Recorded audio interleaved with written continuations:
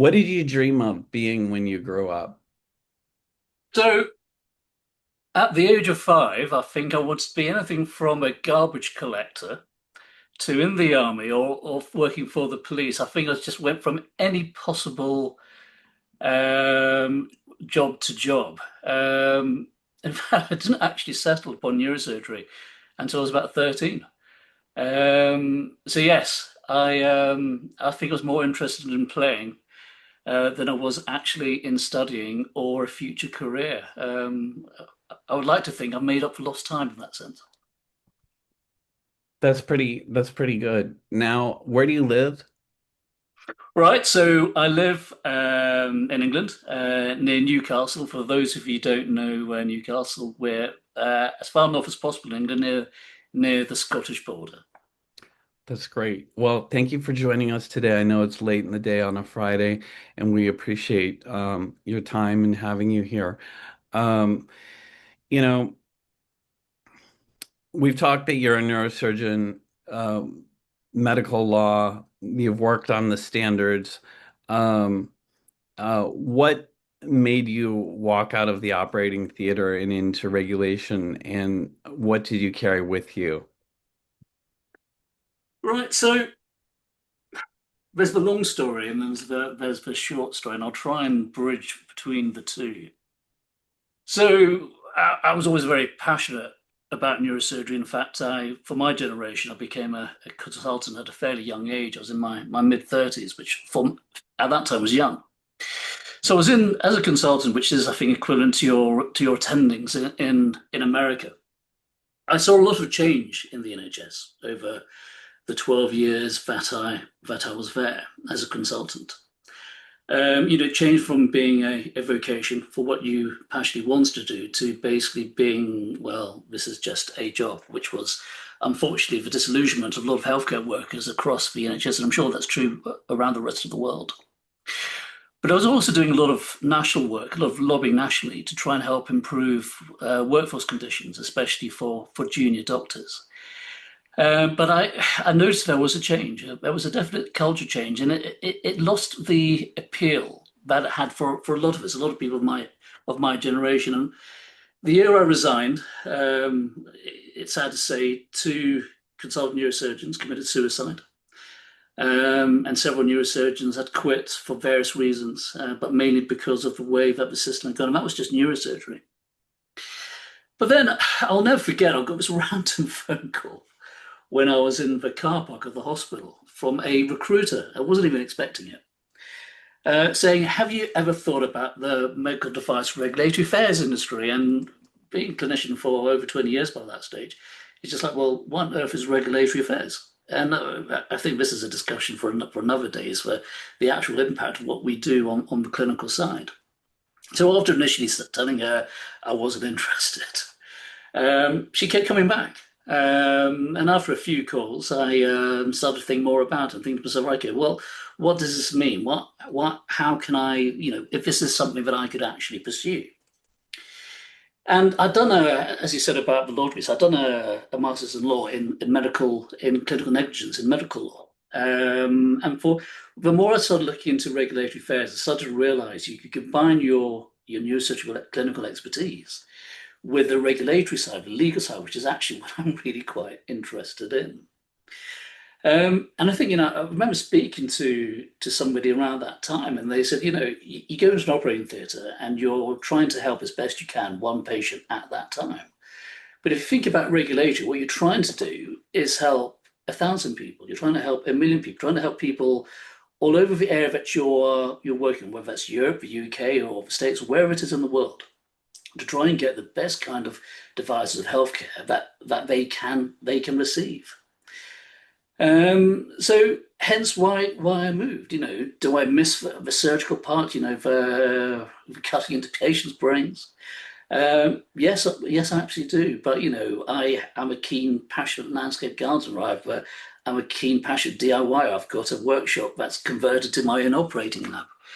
But I've swapped that for being able to do a job where I speak to people, like yourselves, who are all over the world. I get to engage in meaningful conversations which I would hope would mean that we can try and drive healthcare on a more global expanse, but in a positive way. So, yes, here I am, 3 and a bit years later. I like that framework. I like the idea of moving from one to one to one to many. I haven't ever really heard that with regard to regulatory affairs before, that, the job of regulatory affairs is to serve thousands, if not hundreds of thousands of patients. And I think that's a beautiful way of putting it. Um, so, moving on to the working definition of in silico, for anyone hearing in silico for the first time, or, not terribly familiar of it, could you give us a sort of one paragraph description, what it is plainly, what it is not? That would. Yeah, that's a very good question because I have this discussion with family and friends all the time. What is in silico? Because AI is it's straightforward. It's artificial intelligence, but in silico, some people call it in silico, some people call it synthetic, some people call it digital twins. But what does it actually mean? Well, in silico as in silicon chips in computers, and just means that work that's done within a computer.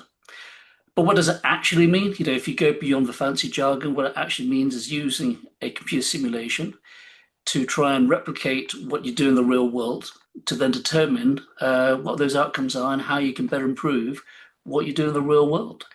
And there's clearly a branding issue in terms of the jargon, as you quite rightly say. But in simplistic form, it's using computer simulations, a bit like SimCity.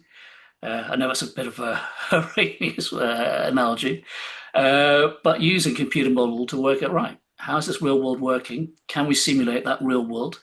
And can we find better ways using computer model that can then help the real world? I hope that's helped. So, when it comes to governing law, the regulators have started naming it in silico explicitly. MDR revision, FDA precedent, the ISO, you're part of a working group of.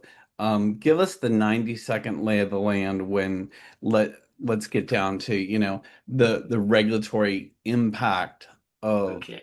where we are right now. Right.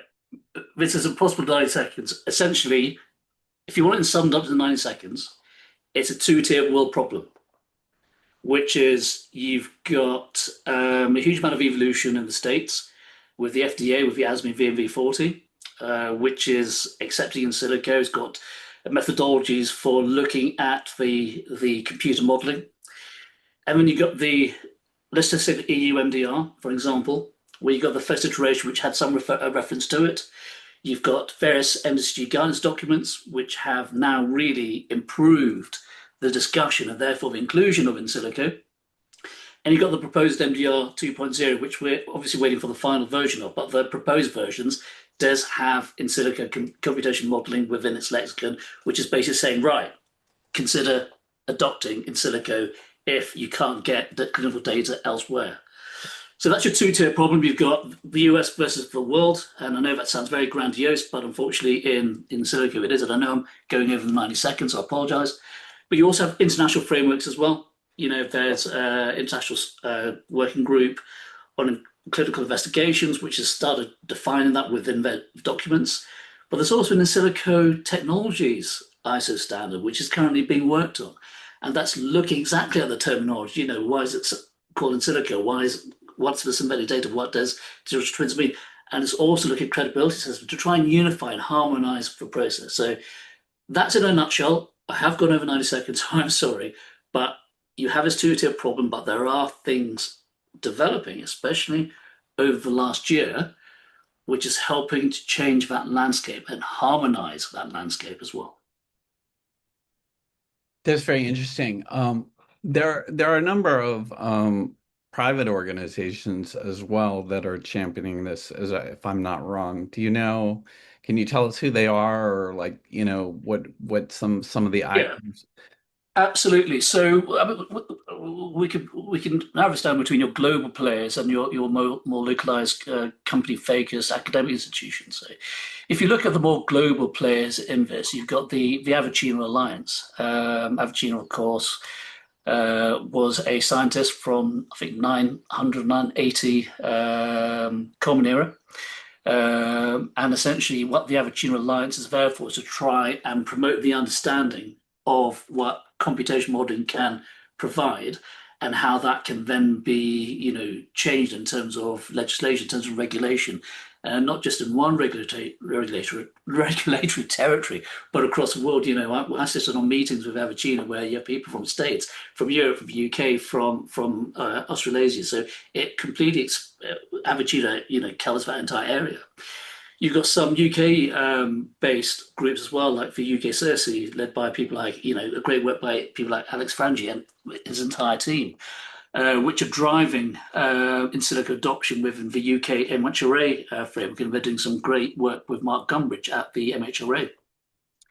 And then, of course, you've got the VPH, which is very much a conglomerate of very academic institutions which are looking at the fundamental science behind this and trying to advocate and trying to see how you can push forward. So these are the big players. And I apologize if I've not included anybody in that discussion, but these are your big international players who are really pushing forward for the understanding, the communication, the lobbying of in silico trials. But you also have academic institutions. It'd be unfair for me to name a few. There are quite a number, I have to say, and I've had some great conversations with them, and they're all they're all doing some brilliant work at actually working with manufacturers, look at computer modeling, going, right, how can we put that into a real world context?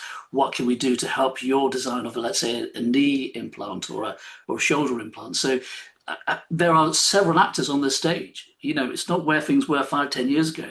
It is extraordinarily promising just how much discussion there is going on, and that the regulators are actually taking note of what's happening as well. It's brilliant. I'm an optimist in this area. There are also private companies moving the ball forward. Yes. Are you Yes. seeing more and more enter the market? What is the appetite from investors, from the community for this kind of Yeah. things? I mean, I can't talk on behalf of how the investors work. It's not where I come from. I come from a clinical and regulatory aspect. But what I would say is, I've had some great conversations with companies who are dedicated in this area. There is a huge amount of great work, as I was saying to you before, that these companies are doing. It is now about really marrying those partnerships up with the right manufacturers to take those modeling, compare it against real world data, and actually see that to fruition. There's a pipeline in all of this, and I say this in the other talks I give, which is about where we're at in terms of the adoption, therefore implementation of in silico. We are very much at the lag phase of adoption. But this is a pipeline. This is a 5 to 10 year pipeline, and I do believe in the next 5 to 10 years we will see more and more medical devices being applied for in various regulatory territories, which have got some component of an in silico clinical trial as part of the paradigm. And I have to say, having conversations with multiple companies over the last few, especially the last 6 months, there's some promising work going out there. It is going to take time, but you've got to start somewhere. AI wasn't invented out of blue. AI didn't suddenly evolve from absolutely nothing. AI has been around for decades, but you see what's happening with AI now. But in silico is something that's going to have real life applications to how healthcare is driven and it is delivered, and the way that manufacturers will therefore embrace it and therefore take that on. But it is a pipeline, and we have got, we will see things evolve over time. As a clinical reviewer, notified body, and what you know about the other notified bodies and the clinical reviewers, what is the general mood towards our openness to this kind of evidence? Yeah. It's interesting, because I've done a couple RAPS presentations on in silico. The first one I did was in Pittsburgh, and the room was probably about a quarter to half full. And the last one I did, I've got another one coming up in Charlottesville this September. But the last one I did was in Lisbon, where I met you. And the room was full, and it Mm. was packed. And it wasn't just packed with manufacturers or consultants and so forth. There were a lot of people from other notified bodies. Mm. And I've had some fantastic conversations with other members of other notified bodies going, they've read I did a white paper on this area last year. And I think there's a huge amount of interest. But the thing with notified bodies, they're very reactionary. They're reactionary to what the MDR and the MCG guidance papers say. But as I said to you before, we're seeing evolution in that. We're seeing things evolve in terms of what can be included now from an MCG guidance perspective. So notified bodies are more and more, asking questions. Well, how can we approach this? How can we adopt this? What does that look like? And I've been very happy to have conversations with people. I'm trying to look at a more coordinated approach with Team MB, and that would be extremely good to be able to try and harmonise what all notified bodies do, of course. But yes, I think the excitement and interest is growing. It is going to take time. We do need to start with something. We need to be able to actually have something palpable to go, right, this is how it would work. This is how it will run through an application MDR process. And this is the upshot of how this can then apply to when it is in the real world. Because we need that evidence. We need to start somewhere. So if we wanted to get a copy of that white paper, is it possible to do so? Absolutely. Just write white paper in the chat and I'll figure out a way to get it to you. That'll work. And then we spend time on that. So you've told me that told us that the real selling point isn't regulatory, it's clinical from a surgeon's chair. What does it mean to expose fewer high-risk patients to an unproven device? Okay, so we'll talk about the patient reality, and this is a hobby horse, and I kind of think this is kind of where we need to drive the narrative. So I'm just going to go back 5 to 10 years and talk about the frustrations that I had. So yes, I was a neurosurgeon, but my main area was neuro-oncology. It was brain tumor research, and I was often asked to give second and third opinions. Because there would be some patients with bad brain tumors and unfortunately these are devastating consequences. They're devastating pathologies. And you'd have people who would go on the internet, and Google is a great resource, but it's also a very disastrous resource for people who are desperate. And they're desperate for very, very good reasons. And they'll find some private clinic somewhere who will say, right, we have got this, and we'll be able to give you a vaccine, for example, but it will cost you 150, 200,000 pounds to have a treatment, which is not in the capacity for most patients, for the vast majority of patients.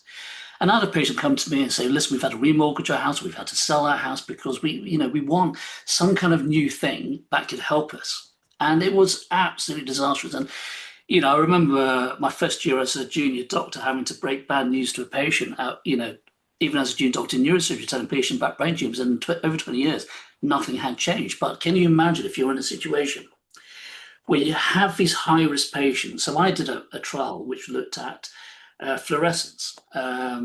These are high-risk patients. And we went through the ethics, we went through the grant applications, we did patient focus groups. And the thing with patient focus groups is patients are so eager to hear about research, they're so eager. But equally, what is their main priority? Their main priority is to have something that's going to help them. Okay?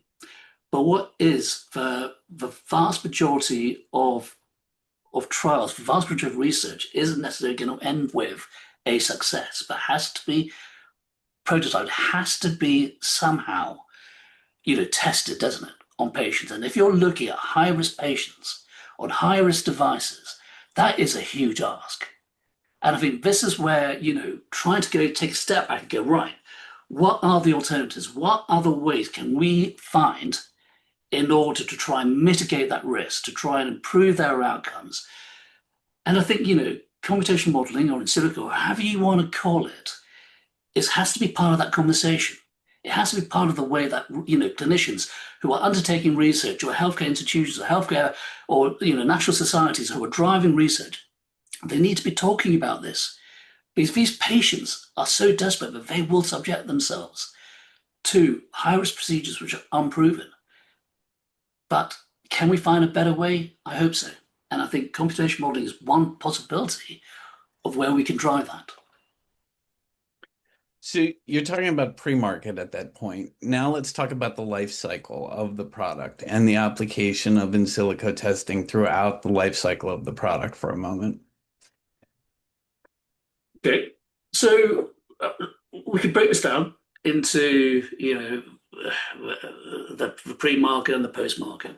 In the pre-market, you divide that even further into the actual design of the device, so your prototyping, and then your pre-market clinical investigation. So let's look at the prototyping.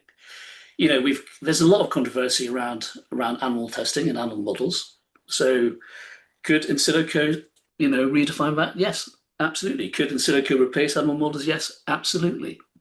Your prototyping, your feasibility is a huge aspect of your medical device development, and that can be done in some other way, which doesn't involve unnecessary harm to animals or doesn't involve unnecessary harm to humans in the first pilot stages. Then surely that's got to be a game changer.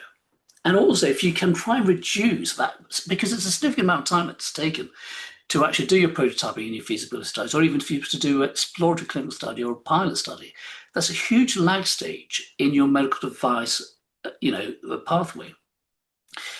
In terms of your pre-market clinical investigations, I'm certainly no advocate of completely replacing clinical investigations in its entirety. You still need your defined endpoints. But if you could do a smaller trial, if you could do less patients, if you could do it over a shorter time period, but supplement that with an in silico clinical trial where you can run thousands of simulations amongst all different types of groups and different types of scenarios, then again, you could reduce the lag phase to market access. You could reduce the harm to patients. Let's not forget Hippocrates' oath, which is prima non nocere, which is first of all, do no harm. Surely this is what we need to be doing. We need to be driving alternative methods to reduce the harm and the impact on patients. Now let's jump ahead, and let's jump ahead at the post-market phase. And let's say, for example, you have a rare disease and you get this rare complication that you've never come across before. What are you going to do? You're going to say as a regulator or as a manufacturer, right, we got this really weird outcome complication. Nobody's ever heard about it before. It's never came in any of our pre-market things, but we need to somehow work out what we're going to do about this. Do we need to do another 100 patients? Could we do another 1,000 patients in order to assess that? Or could you run that for your simulation? You know what your endpoint is. You know what your other endpoints are. Could you run that in your simulation as part of your post-market phase in order to determine how significant is that complication, put that through your risk management process, and then determine it that way? So again, it's running computational modeling alongside your real-world data, your real-world data collection. So, throughout your entire pathway from your design, your pre-market clinical investigations to then your post-market phase, there's a huge amount of areas which can be aided, can be enhanced. I'm not saying at any point in this, certainly not at this point or even the next 5 to 10 years, that in silico should replace this, but I do believe that there are areas which can be augmented by computational modeling. So Daniel posted an interesting question in the chat. He said, tell us how in silico testing influences factors such as quality, efficacy, safety, and purity. Also, how does it eventually set the stage for GXP compliance expectations?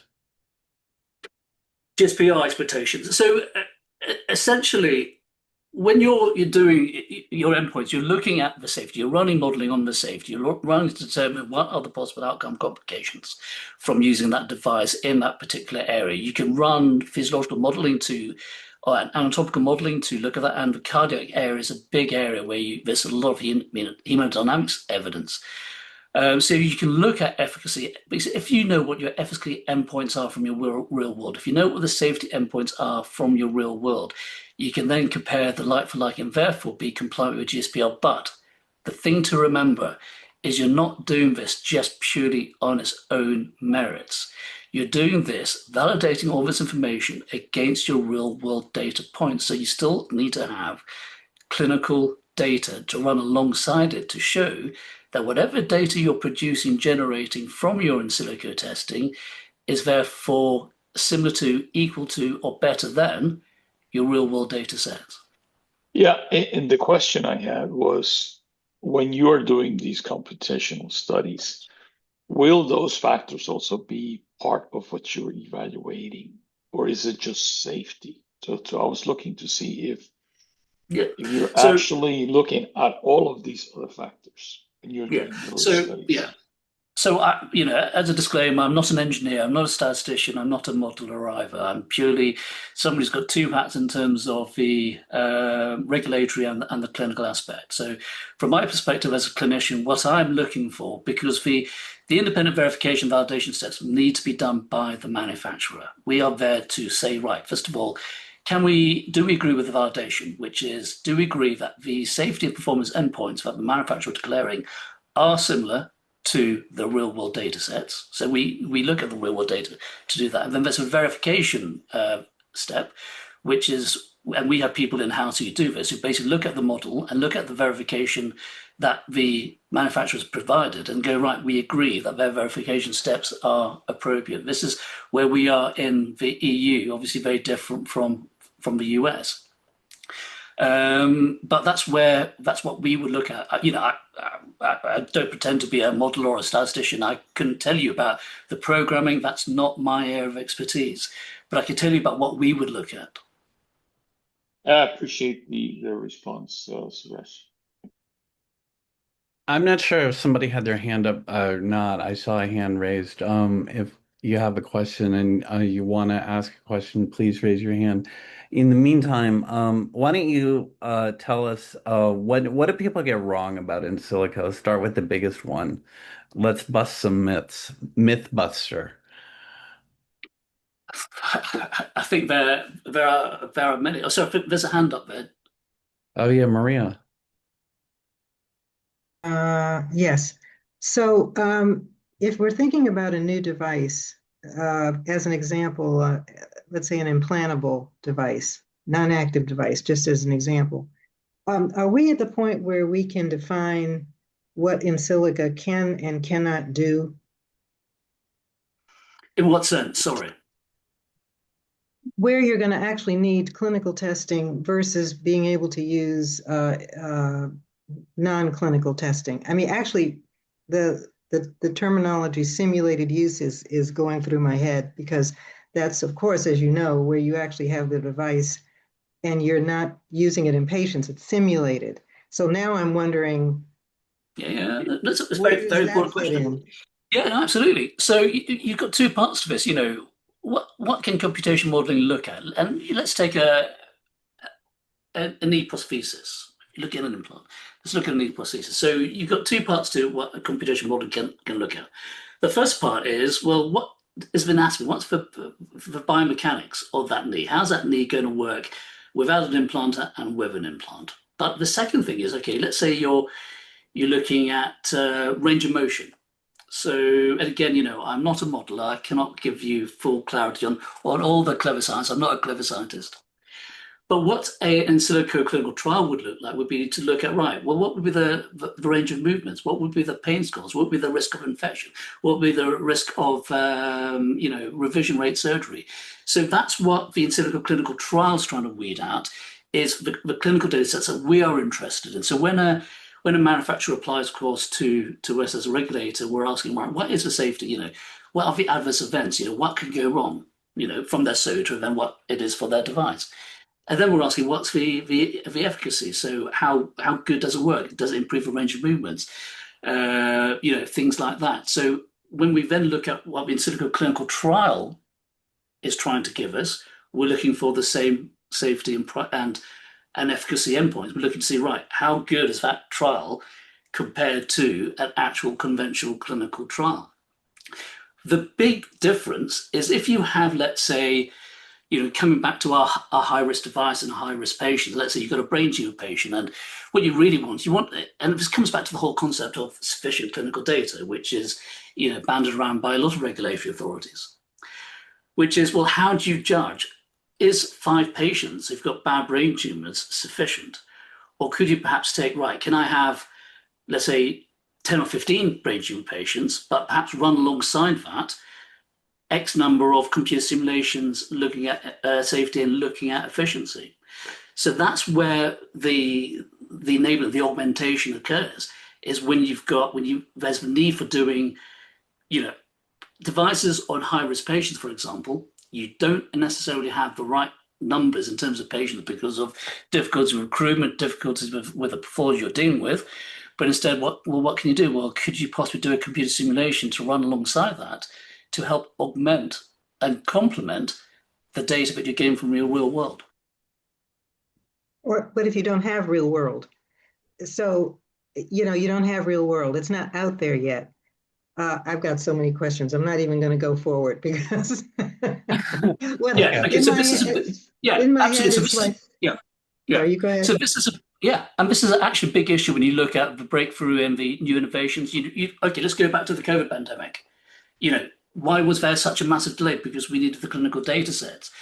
But, it's not that in silico is necessarily going to go right on day one. We've got no clinical data. Therefore, we're just going to do an in silico model and we're going to send it out there.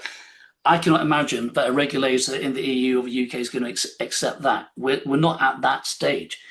That may be a future utopia, many years down the line, but we're not at that stage now. But if, let's say, instead, we're at COVID pandemic, March 2020, right? We have 1 or 2 months worth of preliminary clinical data. I'm purely hypothesizing. I'm not saying this is the answer. I'm purely hypothesizing. We're now at May 2020. We've got a couple of months worth of clinical data. Why don't we run a computer simulation on that clinical data and see what the endpoints are? Will that therefore help us in develop a vaccine? Now, I don't know the answer to that, but this is the kind of scenario I'm trying to talk about. Is I don't think you can do it with no clinical data, and certainly we wouldn't look at it with no clinical data. Maybe in 10, 20 years' time, that discussion may have shifted. But at this stage, you get some early preliminary results out there. You run your computer simulation to see, right, how will that pan out? So these are the conversations that needs to happen. And until you actually start looking at those comparators, it's difficult to see how they will play out. But at this stage, we certainly, and I don't know anybody that would, take it with no clinical data whatsoever. But we're not going to say we're going to go from March 2020 till 2021 when the first vaccine rollout programs actually occurred. What we're saying is, well, why don't we go from March 2020 till May, June, July 2020, have some preliminary data, and then run computation models? Could that be a game changer? So on that point, I would like to ask Diane Legere from DNV to ask her question. She's a clinician as well.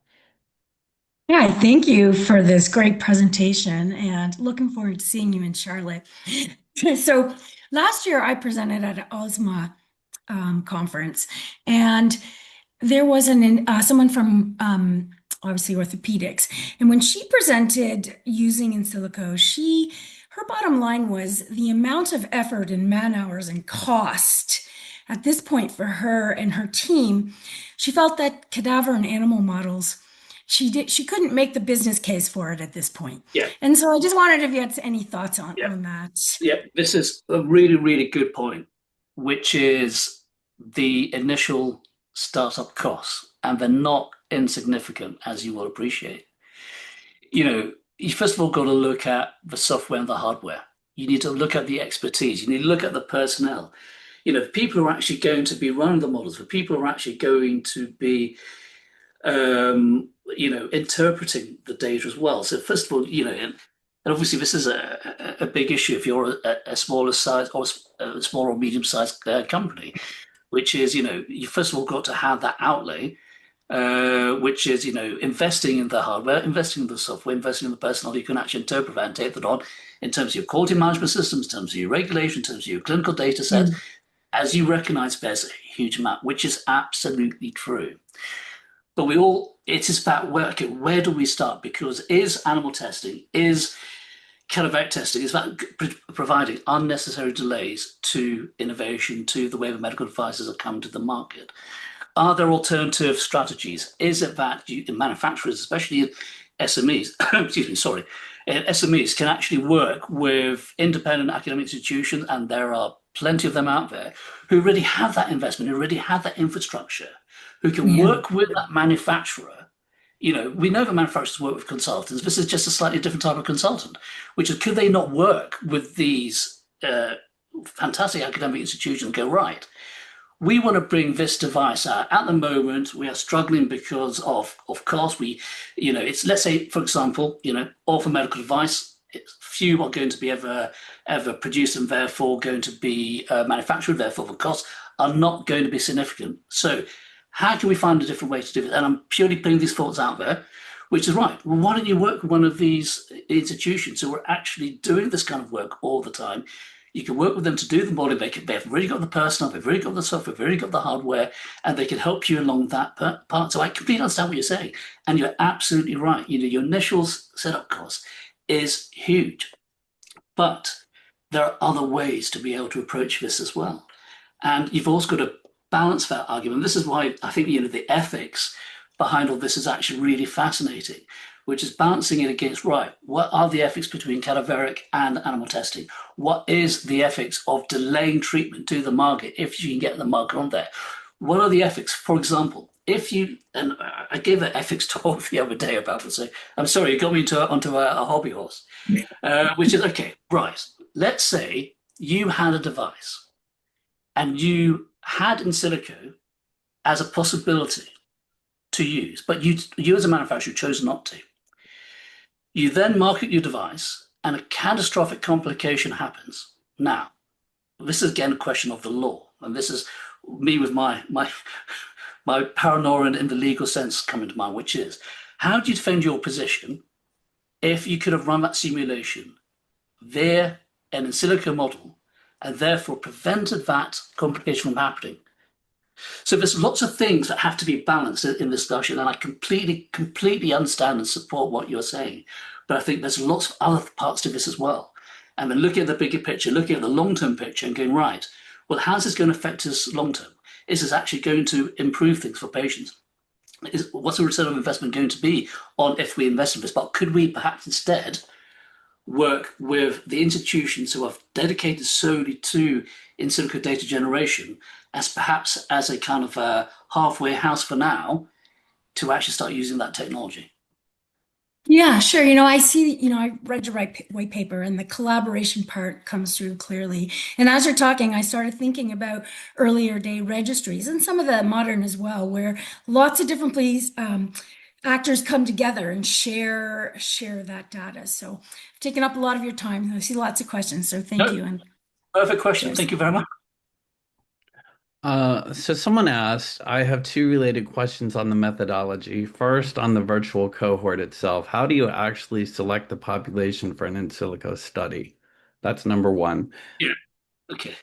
Right. So as again, the disclaimer is I'm not a modeler, I'm not a statistician, but let me give you a different way of looking at this. I can't tell you how the verification, validation, individual steps work. I can't tell you how the various computer models work. That's not my area. But let me give you a different scenario, if I may, and I know I'm going off at a tangent.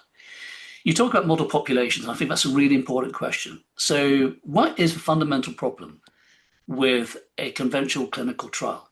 It is, if it is a single center trial, you are looking at one cohort of patients. So for example, if you were to take it to, and I'm going to talk about the UK here, if you were to take it to London, you get a multicultural population. Therefore, with the best one in the world, you're going to hit as many different ethnic, diverse groups and age populations and gender populations as possible. You take that out to the countryside, for example, where I live, where I am literally the only Asian person in my village. You're not going to hit diverse populations. So conventional trials really struggle at being able to look at population recruitment. Therefore, there is a significant amount of population bias, which means that you don't actually quite know how your device is going to work or whatever it is you're trying to develop in terms of populations, not just in the UK, but in Europe, in Asia, in Africa, or in America. But if you could have the correct models in terms of computation modeling, which could have those endpoints, and I'm not saying they're available at this stage, but this is the aspiration, is could you not therefore do your model in these different population cohorts going, right, let's have people from Asia, people from Africa, from America, from Europe, and then look at how the outcomes work in each one of us in that scenario. So yes, I cannot tell you about how the science, I will not blind you with science because I don't know it. But what I'm saying to you is what is the potential and what is the struggle of a conventional clinical trial and what could in silico potentially do to try and overcome that natural selection bias? Because it is important. You know, you look at AI algorithms and facial recognition, we know how AI is fundamentally flawed. You look at dermatology programs, software programs, which are AI driven, which are looking at skin lesions, but they are fundamentally flawed because they cannot do racial differences in racial skin tones. So, you know, could you perhaps consider, if the endpoints were available at some point in the future, and I don't know whether they are, could you therefore run your dermatology program on different population groups and go, right, this is how this would look? You know, SATS probes, fantastic example. We know that SATS probe are designed for Caucasian skin. We also know from my own personal experience that when a SAT probe comes on my skin, I get 90%. It's not because I'm ill. It's not because I've got bad lungs. It's not because I've had a bad lifestyle. It's because SATS probes are not designed for people with my skin color. Do you see what I'm trying to get at here? And I think there's something here that could be really helped and benefited by using modeling. I'm not saying that's where we are now because I don't know, but this is what I'm saying is what is the potential. That's interesting. So speaking of diversity, you know, when I posted about the fact that you're going to be speaking, and I said, you know, we declare a device safe, a 300 patient trial for, you know, that hundreds of thousands of cardiac patients. Somebody wrote, duh, it's called physiology, you know, like, and I think it was intended as a, you know, a ding against my comment, you know, if it works in the human body, it works in the human body, you know, and I think that falls into the category of myths. I think it falls into the category of misconceptions, and I think it falls into the category of that may be true with some types of devices. For example, a screw is a screw is a screw. However, Yeah, I read that comment and I understood where it was coming from, but do you know the right. first thing that came to mind? So let's assume it comes from a place of generosity. Yeah, You know? absolutely right. Yeah, no, and that's what I'm saying. You know, I completely understand where it comes from, but the first thing that sprung to mind was something I was taught in medical school. Now, obviously, that was 25 years ago, but and please forgive me if I've got this wrong, and you know, please correct me if I've got this wrong. But the Japanese have got a rare annual called E4E4, and which makes them more susceptible to alcohol, which means that if they drink, they get drunk fast. Now, that may be complete nonsense, of course, but I'm not going to get into any ethical debate about racial diversity. I'm not going to go into any debate about how humans evolved, whether that was from the out of Africa Lucy theory, or whether that was because of the 5 separate populations. But we cannot assume that there's going to be complete homogeneity amongst all populations. We have to understand that there's going to be differences. We know, for example, when you look at communicable disease profiling, you look at first generation immigrant communities, if you look at second generation, third generation, what happens? You get a dilution effect where finally the second, third generations almost assimilate the people of that. Well, I use the word indigenous very loosely, but the people of that country who aren't immigrants. So we know that, you know, over time things do change, but we also know that there are clear separations. And I think, you know, it is. I completely understand where it's coming from in terms of physiology is physiology, but actually there are differences. None of those differences are bad. You know, differences are to be celebrated and to be empowered, but it's about right. How do we check for that? How do we, you know, this is something we need to look at because what we can't necessarily assume. And I gave that the dermatology example and the facial profiling as a very similar idea to that, which is, well, it doesn't work all the same. You know, we know that skin cancer, we know melanomas don't work in the same way that it works for people from the African subcontinent or from Asia. You know, they get a different type of melanoma. Disease works differently in different cohorts, and I think we need to make sure that that's in our minds, uh, especially when it comes to clinical research, when these things are looked at. It seems to me that there would be an almost greater application for IVDs then. Yeah, I think across the board there is its uses, and I think, you know, I wouldn't say it's necessarily one compared to the other, but I do think, you know, its application, you know, in the medicinal area, in MDRs and IVDRs, there's a huge amount of scope.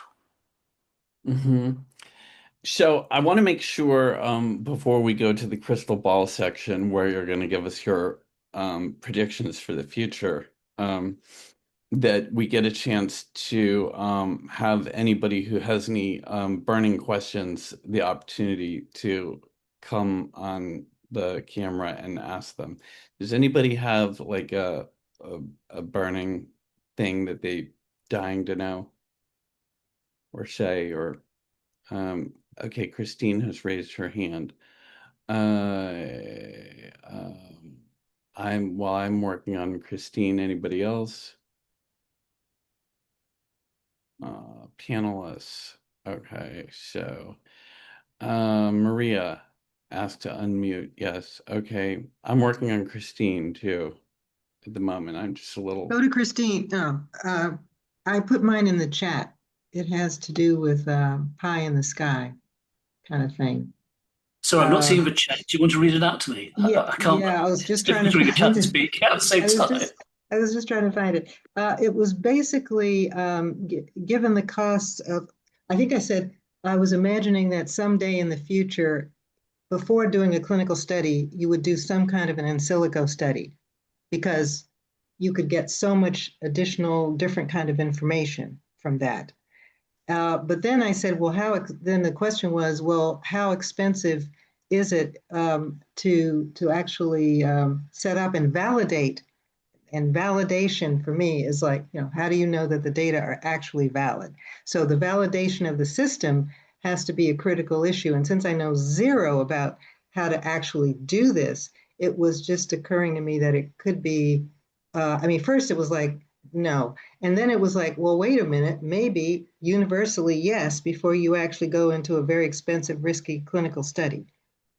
Yeah, I mean, you know, I think the validation's, you know, it's 50-50. It's an absolute key part of this. It's that 50% of the whole basis for it, which is, you know, yes, you will need to be able to understand what your known endpoints are. And, you know, apart from the innovation areas, there's a lot of world data out there. But, you know, if you look at your device development, your device prototyping, could you not, you know, use in silico to go, right, this isn't quite working. Could we perhaps change it, run it through the simulation again, and then see how it works? And I think, you know, you look at design engineers, you look at the aerospace area, you know, they're doing this day in, day out. But again, healthcare seems to be on the back foot. So I think you're absolutely right. You know, that you could talk about your initial stages, which is your physiology and your biomechanics, your anatomy, and there's some great papers on this area. I've read some great research when it comes to computer modeling. But then, you know, you look at your prototyping, which is right. This is how a device is going to work. Let's run through the scenario. If we need to tweak it, can we tweak it before it goes to a formal clinical trial? And then you do the clinical trial with real world clinical data, run it alongside your in silico clinical trial. So there are multiple points. And this is what I was saying to you before when we talked about the life cycle. There are multiple points where in silico can help the manufacturer, help the clinician, help the healthcare institute. I'm not an exponent of completely removing all of this, but I do believe that there is a huge amount to be gained from running it alongside. Okay, sorry about this, and I promise quick. I just found my question. If you're starting from scratch, how difficult and costly is it to conduct an in silico study? If you don't want to go there, fine.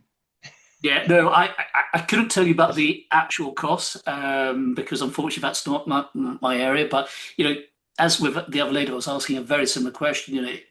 This is obviously a significant issue for small and medium-sized enterprises or if you've got an orphan device and you've got low manufacturing production, therefore low revenue ROI in the future, is right. Well, think about a bit like consultancy. Think about the institutions that are actually dedicated to this work. Can you work alongside them, who really have that infrastructure, really have the SOPs? Can we work alongside them in order to develop the device that we want to?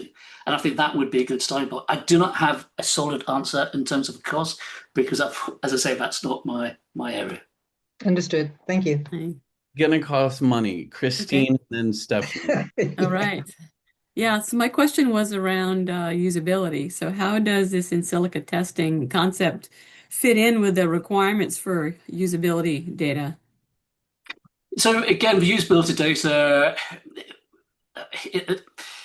depending on when I look at usability, I'm looking at the clinical usability data, which is how well does that device handle in the operating theatre, how well do the surgeons work with that. And at the moment, that is still going to be how well if you survey the last 10 surgeons for use of your device, how do they find it? Because that is really, really important information. So it's not really going to be there to replace that usability, your survey information. What it's there to do is try to help augment the clinical data to support your device actually being used. If I have this all the time, and people come to manufacturers manufacturers will come to me and say, right, Suraj, we've got this new neuronavigation system. And I've done virtual reality and I've done augmented reality in neurosurgery. But I'd say to them, right, well, what's the evidence? What's the publications on this? What were the trials on this? Who else has used this? But if you have a high-risk group with small numbers, you can then say, well, actually, we've got this, but we've also got computational data which helps support that. And then it's about making sure that clinicians and patients understand that for buy-in, and then them taking it forward to actually use it. But the usability in terms of the clinician usability data, from my own personal feeling is, and I have a tremendous amount of bias in this, I still think usability clinical data still needs to be how did that surgeon find using that device in that context? Yes, 100% agree. I would echo that and say that the user, who is not always a clinician, is where the things can really go sideways, and that's that kind of research is more about discovery than about proving a point.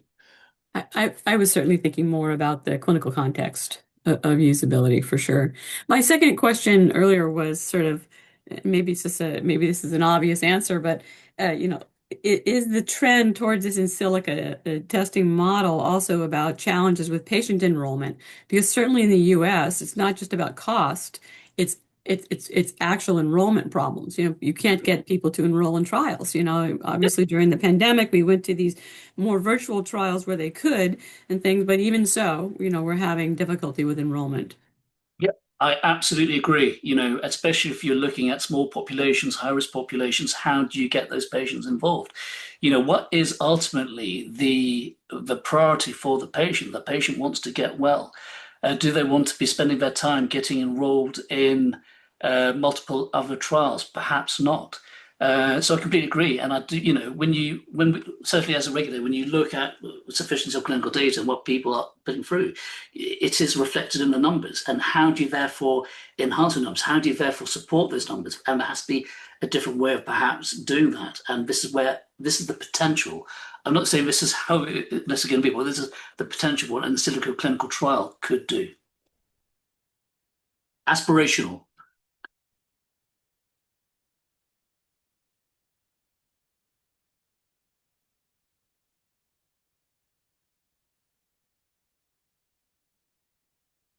I can't hear anything at the moment. Okay. Yeah. Can you hear me? Oh yeah, sorry, Stephanie. Hi. Okay. Hi, it's Stephanie. With this in silico testing that you can do, I'm assuming that's now a big topic because we actually have the computational power to do it. But I guess my main question is I'm assuming that this type of testing could actually eliminate all the animal testing which is sometimes required, right? I mean, sort of Yeah, carrying on from what Maria was actually asking you before.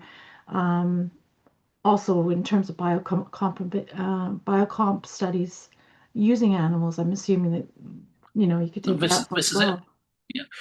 Yeah. Why are we in 2026 still doing animal testing? I understand there are difficulties in doing prototyping in humans, but surely if there's available alternatives, is it morally, is it ethically right to still be doing animal modeling? And I don't believe it is. I think we have alternatives and we need to pursue those with full vigor. But I guess one of the key factors is maybe you've already addressed this, apologies if I missed it, is that the source data is really, really important, that it's, as close to the reality as possible, right? And Otherwise, this is the it's sort of like point. garbage in and garbage out, This is right? exactly the yeah. No, no. You're absolutely right. But this is the problem with animal testing. So if you've got testing on pigs, if you've got testing on primates, if you've got testing on rodents, you've got massive interspecies differences. You've then got to somehow convince that if you're taking a pig valve, or I mean, I know they say it's similar, but let's, you know, I'm aware of testing in primates. But if you then, there was a test particularly on looking at occipital nerve stimulation, occipital lobe stimulation, is then how do you then take that, translate that into the human world? Because it's difficult. You do not have the same anatomy. You do not have the same physiology accessing into somebody's brain in a primate. I've looked at my dog's brain MRI scan and it's jolly different to my MRI scan. It is not the same thing at all. So there are significant translational problems in animal testing, which if you can do a simulation, you can do physiology simulations on humans, you can do biomechanics, anatomy simulations on humans. So therefore, you've got endpoints that you can use in terms of your pre-market, your prototyping simulations. It's not unreasonable. It's not unfathomable. But, animal testing, morally, ethically significant, but there are very significant challenges in taking that data into the human populations. I believe there's one researcher that really showed multiple examples where animal testing actually didn't give the results that reflected human beings. So I really welcome actually this, that we're going in this route and in this direction, because I think it's a fair comparison and it's a Completely lot agree. better for our Completely clinical agree. trials. Thank you. Yep. Oh, thank you, Stephanie. Thank you, everyone, for your time today. A special thanks to Dr. Suraj for joining us today. I don't know where else on the internet you get the opportunity to join in a discussion like this and participate. If you know of some place, please let me know. I'd love to see how they do it. This is a work in progress. We're building a community here. The more you contribute, the better the community gets. So I encourage all of you to participate if the mood strikes you, and that I look forward to. We have a bunch of new stuff coming up, and please take a look at the MLV 100 link that I put in, along with the new program that we're launching, to help people like you, experts like you, be heard. So thank you again for your time, everyone. And Suraj, closing thoughts? It's a brave new world, but like anything, the journey has to start somewhere. Thank you. Goodbye, everyone. Until next week. Thank you. Take care. Bye-bye. Want to connect with the community? Watch the replay and meet people on MLVX.ai.